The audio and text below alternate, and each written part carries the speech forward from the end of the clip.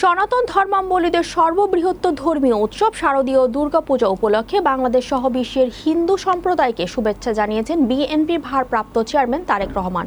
আজ রোববার এক ভিডিও বার্তায় এ শুভেচ্ছা জানান তিনি। বিস্তারিত থাকছে ডেস্ক রিপোর্টে।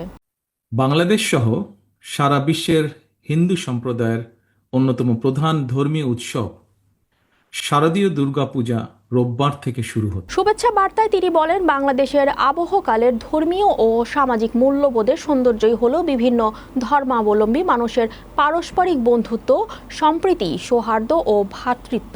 তিনি হিন্দু সম্প্রদায়কে নিশ্চিত উৎসব উদযাপনের পাশাপাশি সৌহার্দ্য ও সম্প্রীতির বার্তা ছড়িয়ে দেওয়ার আহ্বান জানান। তারেক রহমান বলেন, আমাদের রাষ্ট্র এবং সংবিধানের দল, মত, ধর্ম, বর্ণ নির্বিশেষে প্রতিটি মানুষের নিরাপত্তা বিধানের নিশ্চয়তা দেওয়া হয়েছে।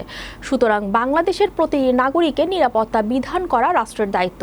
ধর্মীয় সম্প্রীতির বিষয়ে পবিত্র হাদিসের উদ্ধৃতি দিয়ে তারেক রহমান বলেন, যে ব্যক্তি রাষ্ট্রের নিরাপত্তা প্রাপ্ত অমুসলিমকে নির্যাতন করে বা তার অধিকার খর্ব করে, কিয়ামতের দিন আমি সেই ব্যক্তির বিরুদ্ধে লড়ব।